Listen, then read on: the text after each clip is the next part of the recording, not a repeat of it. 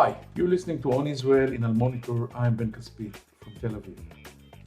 After 11 days of fighting on two fronts, a ceasefire went into effect in the very early hours of Friday, and a tense calm has been restored. Unlike Israel's clashes with its Arab neighbors over the past 20 years, this time Israel was forced to deal with two fronts at the same time. In addition to the cyclical clashes with Hamas in Gaza, which periodically sent half the Israeli population running for shelter, this time Israel also had to deal with vicious violence between some of its Jewish and Arab citizens. For the first time in this young country's history, Arabs burned several synagogues and dozens of cars owned by Jews. Jewish residents of mixed towns were seen removing the mezuzahs from the door frames of their homes to prevent attacks by an Arab mob. Some fled their home in terror. When Jewish mobs started retaliating, Israel seemed on the verge of anarchy. The police was caught by surprise and took several long days to realize the extent of the chaos, to beef up its forces, and to restore order. As usual, Prime Minister Netanyahu and Defense Minister Gantz declared victory over Hamas in Gaza, but Israelis are trying to come to terms with the shocking violence that swept through the Jewish Arab towns of Lod, Acre, Haifa, and many other places, as well as southern Israel, where the Bedouin minority lives. The violence was particularly shocking after more than a year of unprecedented Arab-Jewish cooperation against the coronavirus, and after a right-wing prime minister seemed to be clearing the way for Arab participation in government for the first time in Israeli history. No one expected the intense anger that swept through the country, exposing tensions, suspicions, and even hatred on both sides of the Arab-Jewish divide. Today's guest will help us look at the events from the other side. Orit Perlov studies social media in the Arab world. She has worked for the Foreign Ministry, serving in the Israeli Embassy in Amman as a policy advisor on the Gulf states and as a co-editor of the ministry's public diplomacy website in Arabic. Over the past decade, Perlov has been a research fellow at the Institute for National Security Studies, monitoring sentiments of Israel's Muslim neighborhoods.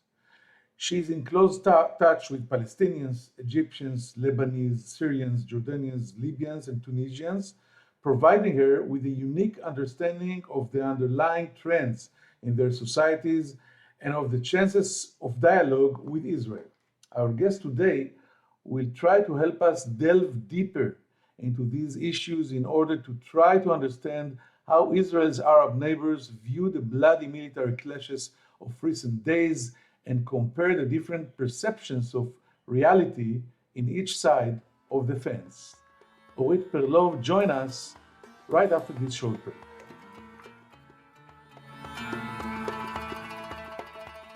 If you're listening to this podcast, you obviously care about the Middle East, and if you do, you should probably be reading Al Monitor. Al Monitor is a global newsroom headquartered in Washington, D.C., with a network of over 160 contributors around the world. Al Monitor offers first-class reporting and analysis from a range of perspectives and an approach that represents the highest journalistic standards, as well as an award-winning commitment to press freedom and independence. If you haven't done so already, visit us at almonitor.com, check out our articles, and sign up for our free newsletters. There's a lot to choose from, including the Week in Review, an essay that offers unusual insights and forecasts into the region based upon Al Monitor's outstanding reporting. And if you haven't done so, please subscribe to our Al Monitor podcast on your favorite podcast platform, On Israel with Ben Caspit, and On the Middle East with me, Andrew Parasolidi.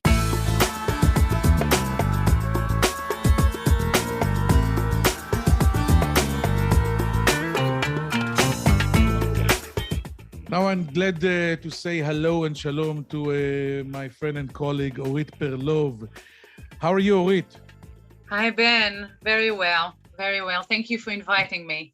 Thank you for joining us. And let's dive into the very busy agenda here in the Middle East, especially Israel against Gaza, Israel within itself with Arab Israelis, and you are a specialist in what we call media, social media, social networks of the Arab world. And I want to ask you the following. Many Israelis are saying that our intelligence was faulty, and as a result, we failed to see that Hamas was preparing for war and that Israeli Arabs would turn on Jews at the height of their honeymoon with Jewish society.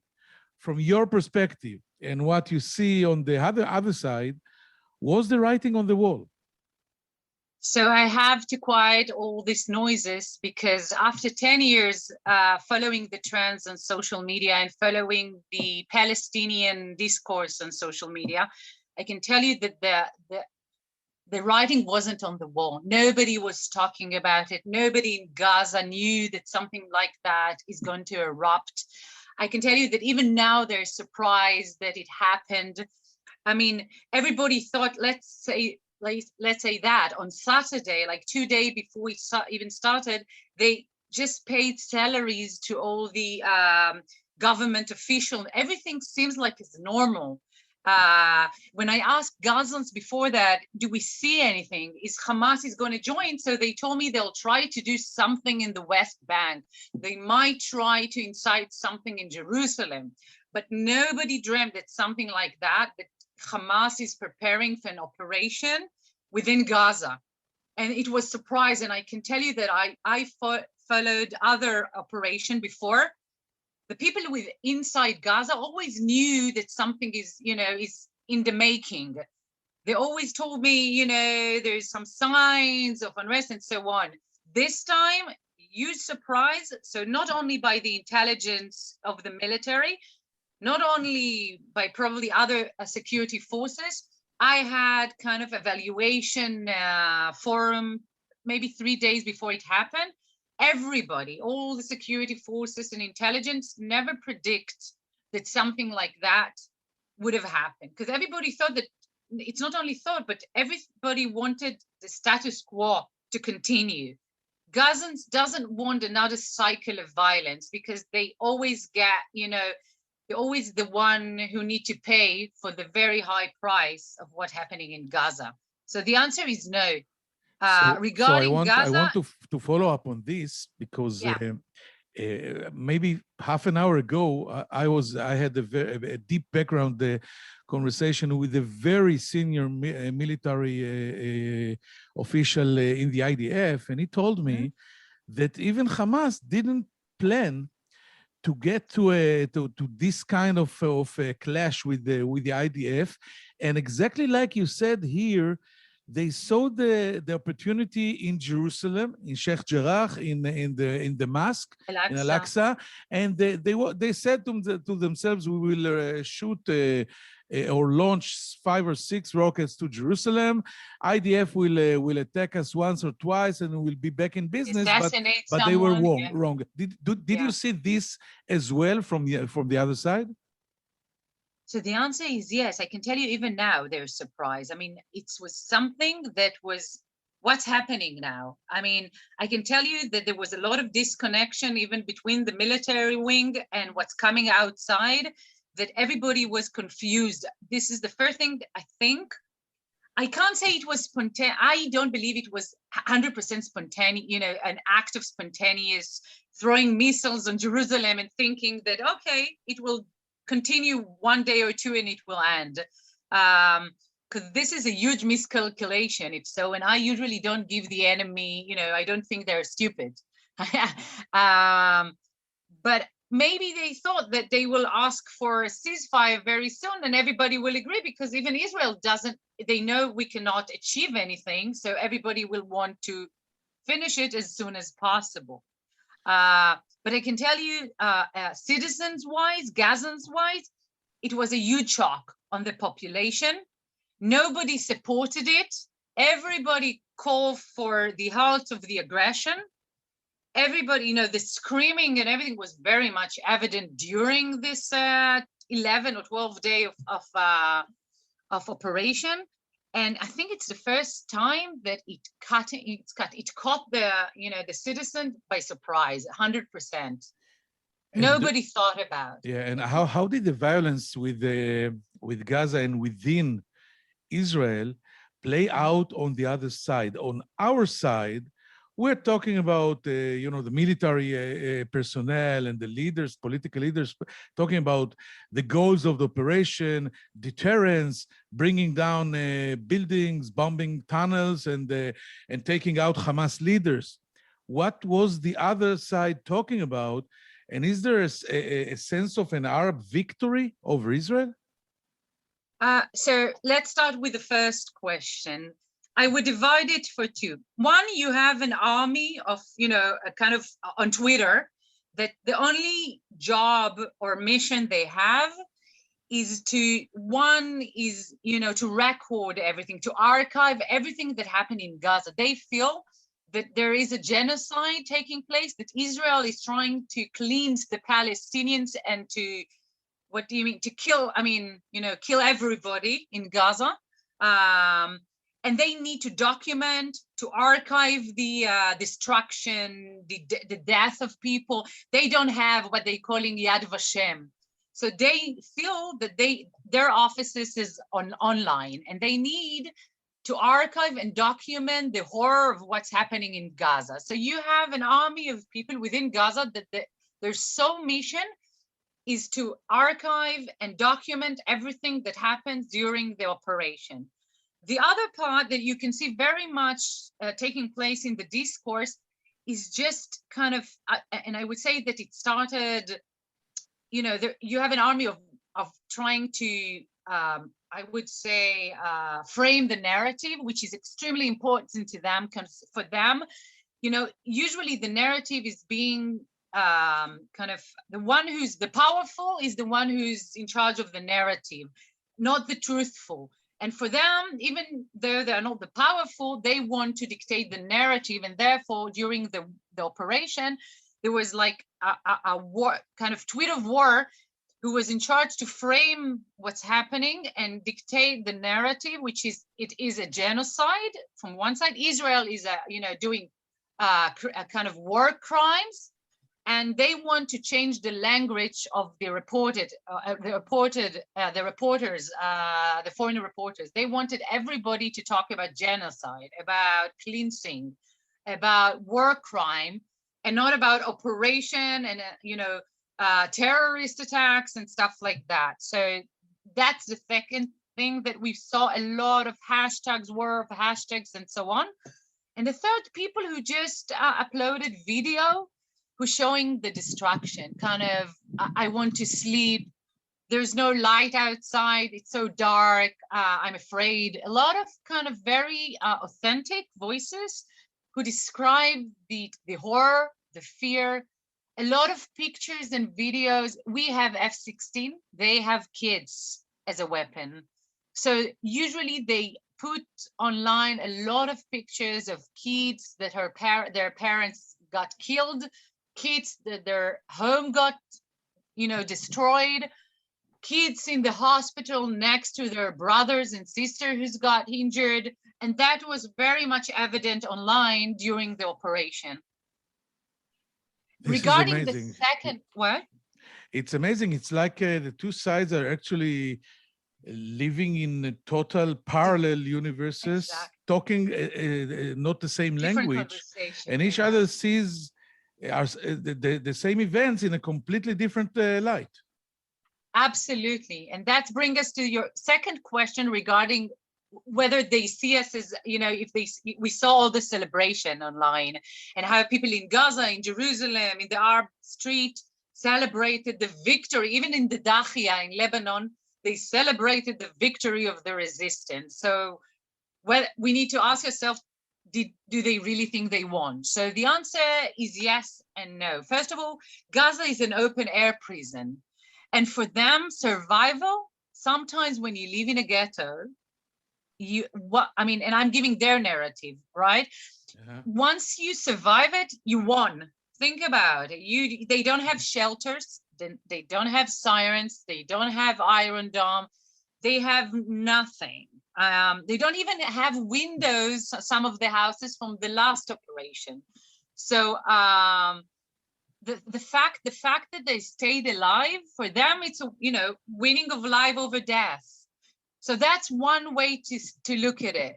We're the powerful. So for us, winning is something completely different. I would say that it's a little bit even problematic when we see the picture in Gaza of the destruction of people coming out of the, dead bodies coming out of the rubble. You see 50% of the water channels destroyed, 50% no electricity, maybe 2 to 4 hours of electricity now in Gaza, half of Gaza City with no internet. And we are like, celebrate, we won, we have achievement, it's a little bit, I would say there's, don't celebrate or dance when your enemy is like falling. When Gazans see what's happening, the day after, all they see is destruction. They don't fool themselves. They do win the fact that they stayed alive. And I always say, in psychology, the rule number one, when you scream, I won, you're usually the loser. Because when you win, there's no need to scream about it. It's obvious. We usually scream, we won, we achieved, when there is a debate, usually regarding what did we achieve? Did we really won? So I would say that the first one who scream, I win, is usually the one who lost the war. So and right now, while we are speaking, yesterday, Minister of Defense Benny Gantz say we will not see Yahya Sinwar for a long time now. Yeah. And the day after, on Saturday, Yahya Sinwar came out in Gaza and hugged and kissed all the heroes. Yeah, and he went to a funeral. Yeah. Yeah, and I wanted to ask you, and we're also seeing the wild Palestinian celebrations in Jerusalem and elsewhere after the ceasefire. How can they think that their side has won when the residents of Gaza are experiencing such deep suffering and tremendous damage that you just spoke about, while the damage to property and the loss of life in Israel has been so limited in comparison? And my question is, maybe they don't measure the loss of life and property, but they're seeing that Hamas became maybe the only power within the Palestinian society. Abu Mazen is, I think, not relevant. In his weakest point ever. Hamas was able to spoil Jerusalem Day, a Knesset meeting, shoot on the capital of Israel, etc., etc. So they see these symbols as a victory. I'll tell you that, one, I don't think that our logic and their logic is the same. It doesn't mean that it's not rational, but it's a different kind of rational. So for them, again, they're the weak link in this war. And for them, one is the population. Again, I'm not the spokesperson of Hamas, but one, they said, okay, first of all, there was missiles on Jerusalem. Second, for 18 days, it wasn't allowed for any Jew to go on the Temple Mount. Third, they put, Tel Aviv in shelters, and everybody listened to what the messages of Muhammad Def and Abu Ubaid, the spokesperson of Azadin al-Qassam. And Tel Avivian were like half of them with family ran to the north. Some of them from 6 o'clock in the afternoon waited at home because we didn't want to be catched outside while there are sirens and so on. So, they can depends on what you see as a winning, but most of the population, I survived another operation, I won. I came out of the ghetto alive, I won. I mean, it's like the winning of life over death, I think, for the population. For nobody supporting, I can tell you there is a very weak support for Hamas. I mean, we think about Abbas, but I can also tell you that in 2019, there was almost a rebellion within the refugees camp in Gaza in March 19, in which most of the refugees camp had a kind of rebellion against Hamas because they were hungry, and they saw that most of the money that they got from Qatar are not getting into the poor neighborhoods, but only for Hamas officials. So yes, they're more popular than the PA, But they're it's not so difficult to be. Yeah, exactly. Because usually when you don't rule so much, you don't have so much responsibility, and they don't need to coordinate so much with us. But in general, they are also in a very weak point. You know, I was asking people in Gaza, so they told me that the story is that Abbas is extremely weak. That's why he declared election. Then Hamas tried to kidnap, it from Abbas because they are extremely weak. So they needed to do something to be more popular. So they throw the rockets on Jerusalem. And then Bibi, that is heading another election, stole it from Sinwar and from Abbas. So they tried to tell me that it's all politics, that all of them are extremely weak. Maybe they're right. Maybe it is. I didn't tell them that I think they're wrong. I can tell you. But by the way, it will be very interesting for you to follow now the situation of Hamas within refugee camps in Gaza, because situation is not going to be better. But I think it is going to be worse. And I heard from military chiefs and political leaders in Israel that they will reconsider the getting the Qatar money inside with this, the suitcases of money with the Qatari messenger once a month. Maybe they will want to do it now through the PA or through the international community to be sure that Hamas will not use this money to rebuild the tunnels and the rockets and everything. And I think the hungry people in Gaza are not going to be in a different situation. I agree with you. I'll tell you, let's say the people who listen to us, one thing that just to be clear regarding the suitcases from Qatar. The mechanism that works in the past was that we're collecting taxes for the PA, Gaza and the West Bank included. We're giving it to the PA, and then the PA are paying, they sending it, the portion of Gaza, they sending to Hamas.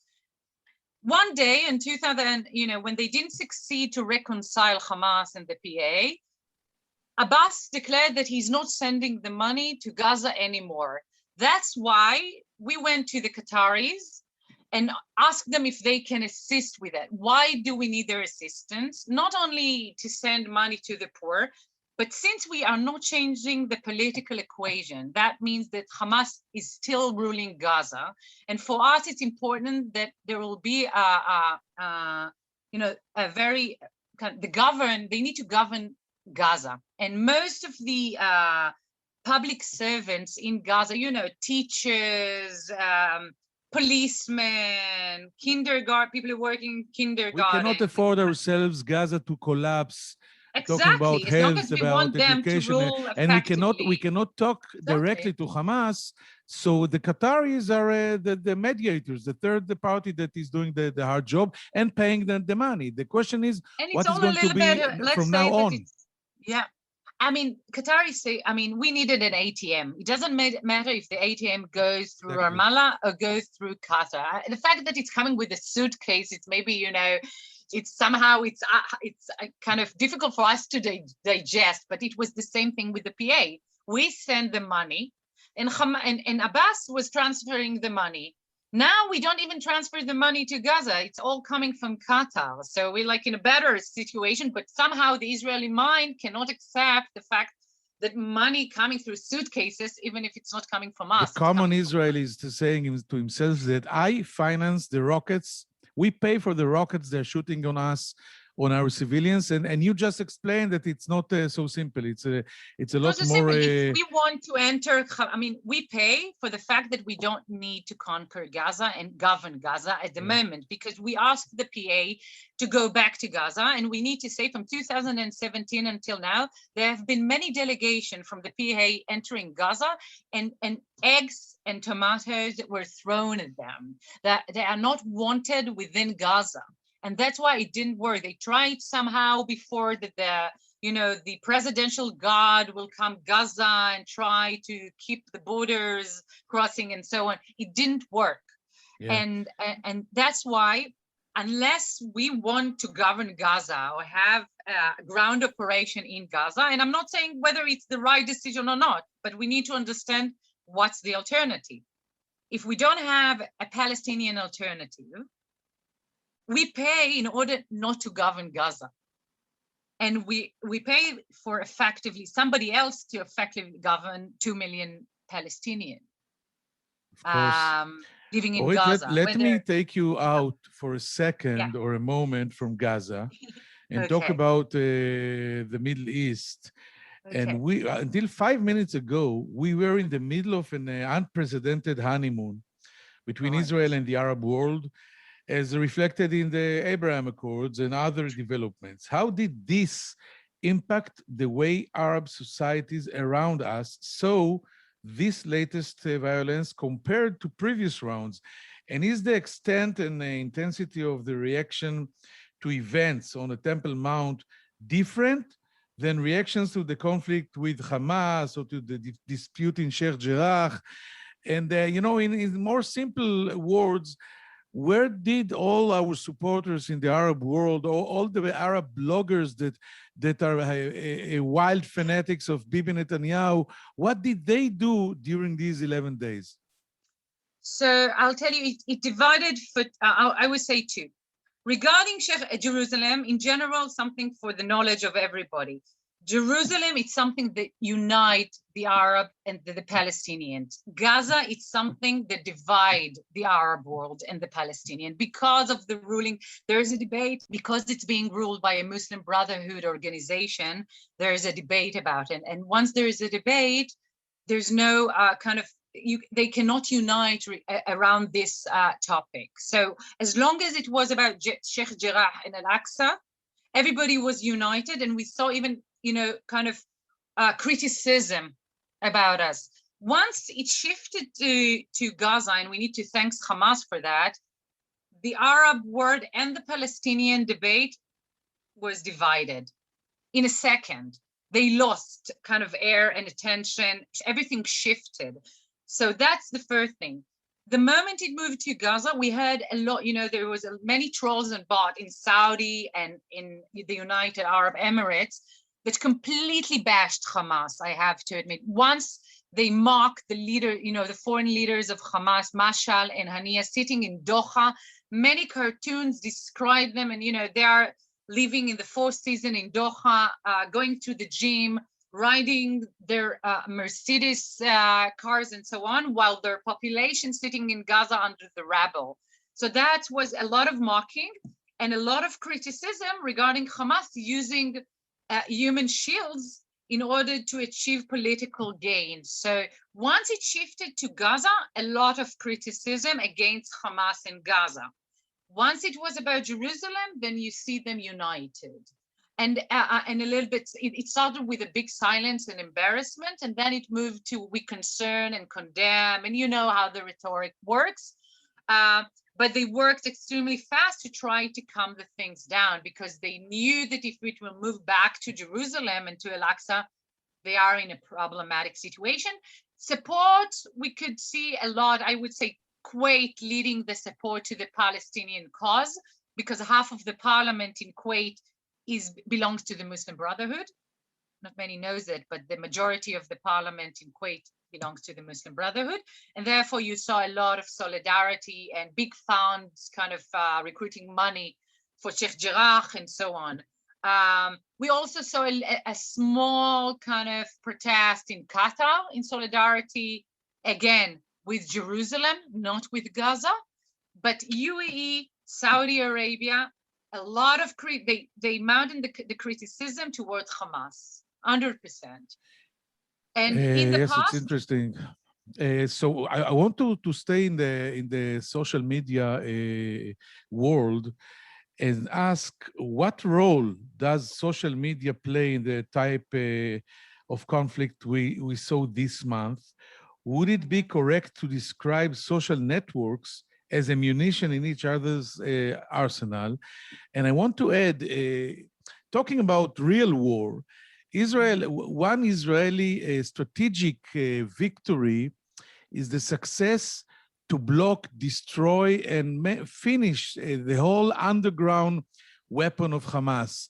It started with this wall, the underground wall that we built around Gaza that blocked all the tunnels that came into Israel. And The now metro. and now we bombed the metro, which is the tunnels that they dug under Gaza itself. But we did not, we don't succeed to block, let's say, the TikTok tunnels. So actually, my question in the short version is, who won the TikTok war? So social media owned by the Palestinian. I have to say that. One thing that I noticed very interesting, that unlike the previous operation, many people in Gaza learned English. They want to deliver the message to the foreign reporter, to the international community, and therefore, unlike in the previous time, I needed to translate it, a lot of tweets and posts into Hebrew or into English. These days, every second Twitterati or activist in Gaza write in English, which was 10 times, and that's why you saw the medium and how it exploded on social media. So it facilitates the information easier to the foreign ear and to the international community. Very interesting. It wasn't in the past. So that's first of all. So they learned English and they understood that they need to speak in the language, international language. So that's first of all. Second of all, it's a very young generation. And while, people sit in offices, the decision maker sits in offices, the people who do the decision sits in different offices. I call them TikTok and Instagram and Twitter. They own armies, and they divided into two groups. One wants to control the narrative and the language. They try to teach the reporter what's the correct language to describe what we see. If we call Sheikh Jarrah, a real estate dispute, they will call it ethnical cleansing. Don't call it real estate dispute, call it ethnical cleansing. And they want to own the language, they want to own the narrative. So that's a war of, they want to frame it for you to understand what do you see in front of you. So that's one group. The other group, and in word where perception and images is everything, in the past we said that one picture's worth 1,000 words. So one video sometimes worth, I tell you, more than 1,000 words. It's worth thousands of new recruitments. So that's the second leg of social media. It helps to mobilize people, to recruit people, go to the street, to organize people, protest, and so on, and everything being done in these offices, while the decision maker sits in different, as you said about the parallel discussion. So also the decision making is completely happens in parallel kind of words, because the decision maker in Israel is in one office, and the people who's doing the demonstration, doing the narrative, doing the everything else, mobilizing people in completely different offices. So that's one thing. The other thing that we need to put very much attention is the videos. The videos are probably the most dangerous thing. We saw Facebook and Twitter and Instagram taking a lot of material offline and trying to block a lot of content on social media. But what we didn't do, and that's unfortunate, we didn't disrupt the internet, because we know how to disrupt, when there's when Iran send weapons to Syria, we know how to take it off. When Iran sending ships into Syria or to Lebanon, we know how to sabotage. So we sabotage weapons and we sabotage ship, but we don't sabotage very terroristic substance on social media. And when those kids see the videos of their friends bleeding, naturalized, a girl went with a knife for a stabbing event. She was naturalized on the ground bleeding. The video will be 2 minutes, a girl on the ground bleeding with no context, with nothing. And kids react. They don't ask themselves whether it's fake, maybe it's disinformation, maybe it's from 2014. they react. They see their friends bleeding, attacked by, the police in Al-Aqsa with sound grenades and rubber bullets and so on. They don't understand the context. They don't understand that in a second before that, there were stones in the mosque, that somebody throws stones over on the police.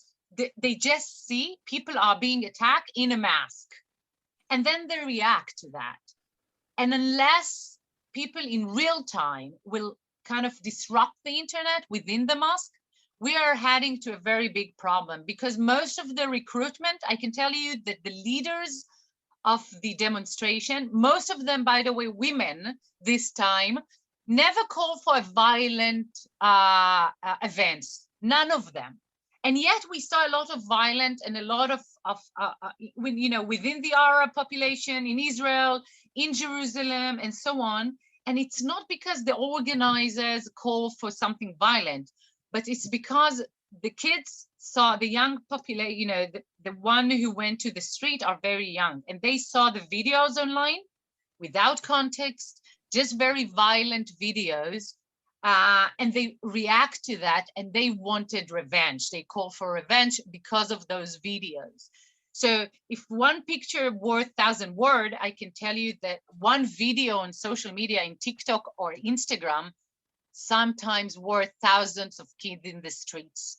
So I could use at least 1,000 minutes more to talk to you about it, because it's really fascinating and interesting, and it's the present and the future. But we are out of time. I want to thank you very much, Orit Perlov, for this conversation. We learned a lot. Hope to see you back soon. Thank you and shalom. Toda, Orit. Thank you very much. Bye-bye.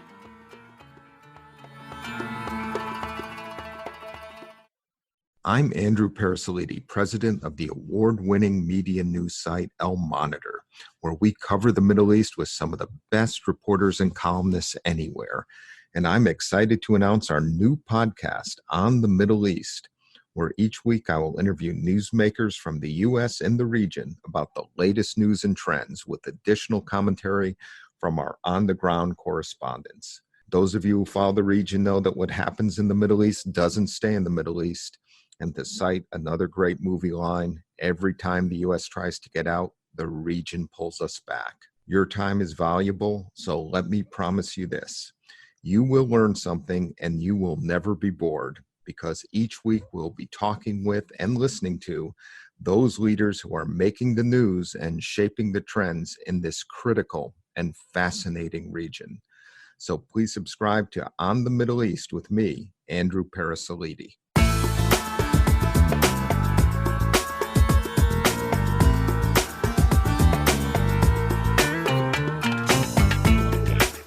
Thank you for staying with us. Asking Orit Perlov, who specializes in trends in the Arab societies surrounding Israel, especially new media, who won this war was very difficult. She described for us the reality on the other side of the bombings, especially in the Gaza Strip. She described an army of Gazans inside the strip that just documented an archive of everything they saw in the streets, of what they call massacre of civilians. They think about the narrative. They call it a genocide by Israel and war crimes. That they try to control media, reporters, to influence foreign reporters especially. I asked her what kind of victory they're talking about on the other side, and she said that while Israel have the IDF, the intelligence, the F-16, they have children. So they document wounded and dead children in the rubble, homeless children, and they use it as weapons. I asked her, do they really think that they can win, or they won this war? And she said something very interesting. She said that once you survive it, you win it. They don't have in Gaza no shelters, sirens, Iron Dome. Part of the population doesn't have even windows because of whatever happened in 2014. So if you get out from the rubble alive, for you, it's a huge victory. She said that the war, this unpredicted war, caught many people in Gaza and in Israel by surprise. People were shocked. Hamas was paying salaries a few days before. Everybody was sure that if there would be violence, it would be very limited of 1 or 2 days, things that we are seeing once in a while. But the violence that erupted in such a huge magnitude caught many people in total surprise. And she thinks that the very fact that Hamas shot 6 rockets on Jerusalem in the day of Jerusalem while Israel was celebrating the holiday of its capital, this is the victory picture maybe of Hamas. And while she said, when we're dealing with the clashes between Israel and Hamas, Hamas doesn't have a lot of supporters, even among the Arab world. When Hamas deals with Jerusalem, or especially the Al-Aqsa Mosque, all the Arab world is united behind him, and maybe this was the real victory of Hamas after these 11 bloody days. I hope you found it interesting, and I hope to meet you here again next Monday in Al Monitor in On Israel. I'm Ben Kaspi from Tel Aviv. Take care.